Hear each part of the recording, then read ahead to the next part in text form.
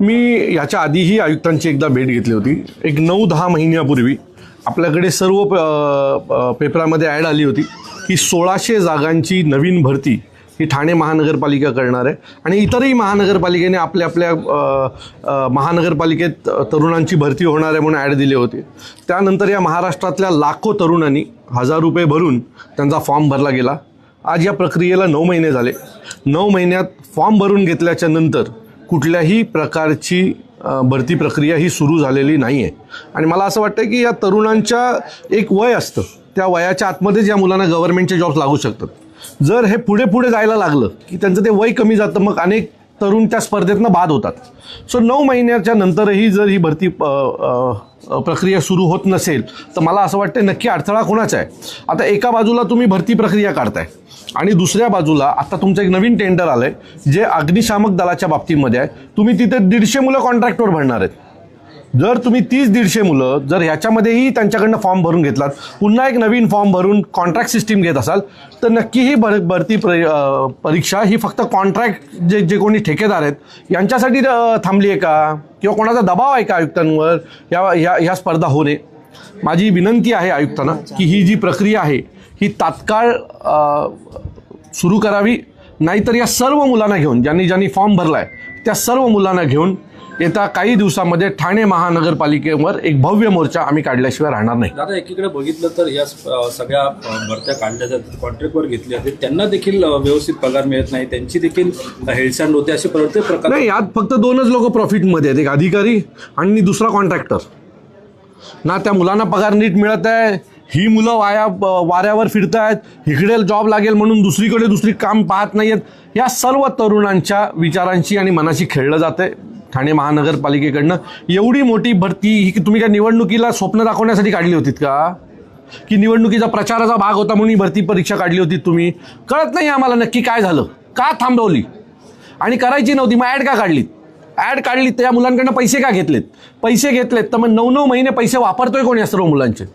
आता जर 1 लाख फॉर्म जमले असतील तर तुम्ही विचार करा पैसे किती जमले असतील 1000 रुपयाप्रमाणे. आता एवढे पैसे बिनव्याजी कंपनी वापरते, पैसे कंपनी वापरतच आहे ना. मग या मुलांना त्यांचा व्याज मिळणार आहे का? काय करणार काय? आयुक्तांनी समोर यावं आणि आम्हाला सांगावं ना एकदा की या मुलांच्या बाबतीत तुमच्या मनात काय, नक्की भरती होणार आहे की पुढचे सगळं काळ आम्ही कॉन्ट्रॅक्टवर आणि टेंडरवर जगणार आहोत? एकदा सांगावं. महानगरपालिकेमध्ये अवघ्या 600 जागाची फायरमॅनची भरती आहे. ऑगस्टमध्ये भरती प्रक्रिया सुरू होती आणि डिसेंबरमध्ये आम्हाला समजतंय कॉन्ट्रॅक्टवरती भरती प्रक्रिया घेणार आहेत, म्हणजे कॉन्ट्रॅक्टवरती 150 मुलं भरणार आहेत. पण तुम्हाला जर परमनंट भरती काढायचीच नव्हती तर तुम्ही फॉर्म का भरून घेतले आमच्याकडून? 1000 रुपये का गोळा केले?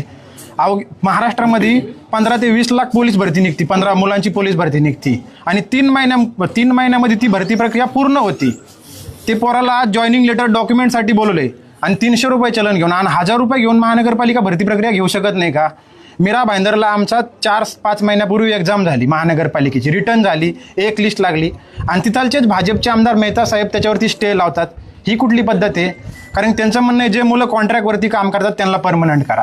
कॉन्ट्रॅक्टवरती परमनंट करण्याऐवजी ज्यांनी सरळ सेवेनी भरती दिली ह्या मुलांचं काय करायचं? मग जर तुम्हाला कॉन्ट्रॅक्टवरती जर मुलं परमनंट करायची होती तर तुम्ही भरती प्रक्रिया का चालू केली? तेच प्रकार सेम कल्याण डोंबिवलीला झाला. कल्याण डोंबिवलीला देखील भरती प्रक्रिया राबवण्यात आली, एक्झाम झाली, मार्क लिस्ट लागल्या आणि आज 4 महिने झाले तर तुम्ही फिजिकल घेणार. अजून येत्या 2 महिन्यामध्ये पावसाळा सुरू होईल. पावसाळा सुरू झाल्याच्यानंतर 6 महिने भरती प्रक्रिया अशीच काढणार. म्हणजे मुलाचे 2-2, 4-4 वर्ष वयाला घालणार का तुम्ही? ज्या मुलाचे वय आता शेवट आलं, शेवटची भरती, त्या मुलांनी काय करायचं? भरती प्रक्रिया लवकरात लवकर राबवण्यात येणे आणि ITR देखील आम्ही दाखल करून आम्हाला जर काही योग्य माहिती जर मिळत नसली तर ही भरती प्रक्रिया काढून काय विनंती आहे? शेवटी दादांना आम्हाला हात जोडून विनंती केली, दादा चला आमच्यासाठी तुम्ही तरी उभा राहा. आणि दादांनी एक शब्द दिला, चला मी तुमच्यासाठी काहीतरी करतो आणि ते इथपर्यंत आले.